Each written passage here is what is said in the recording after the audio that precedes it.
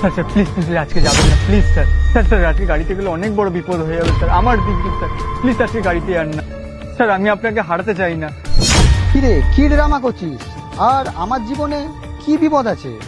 Sir আপনি জানেন না আমি আপনাকে কতটা ভালোবাসি, আর আপনি জানেন না আপনার ঘরেই কত বড় শত্রু আছে। দে তো ইয়ার্কি মারিস না, গাড়ির চাবিটা দে।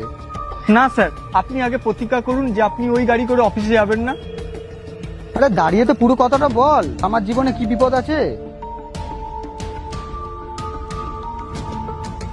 এবার বল, কে আমাকে মারতে চায়? না স্যার, আপনার জীবনে অনেক বড় সংকট আছে, আপনাকে না অনেকে মারার প্ল্যান করছে। স্যার আপনি যে গাড়িটা করে যেতে চাইছেন না, সেই গাড়িটায় ব্রেক ফেল করা আছে।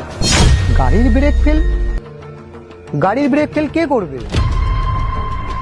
আচ্ছা স্যার, ছোট মুখে একটা বড় কথাই বলছি, স্যার আপনার ওয়াইফ।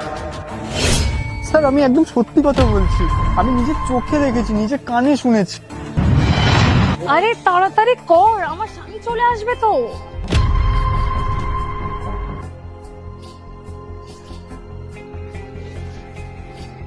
ম্যাডাম হয়ে গেছে।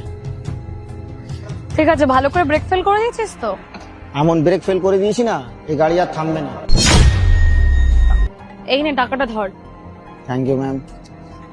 একটা কথা মনে রাখবি, আজ থেকে তুই আমাকে চিনিস না, আমি তোকে চিনি না, ঠিক আছে? মনে যেন থাকে।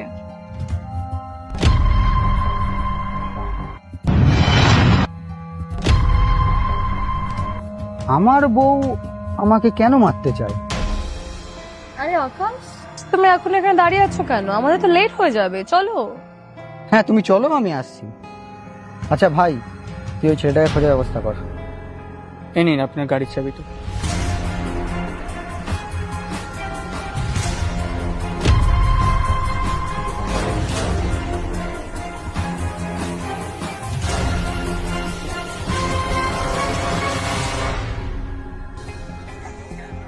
আকাশ, আকাশ,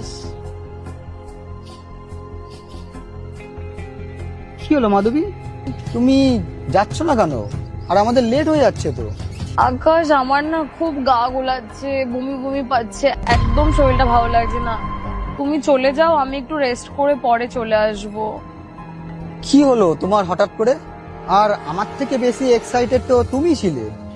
আরে তখন তো আমি ঠিকই ছিলাম, হুট করে মাথাটা খুব ঘোরাচ্ছে, গা গোলাচ্ছে, কি করব বলো? তুমি একটা কাজ করো না, তুমি চলে যাও, আমি একটু রেস্ট করে চলে আসবো। ঠিক আছে, তুমি না রেস্ট করে নাও, তারপরে একসঙ্গে যাবো।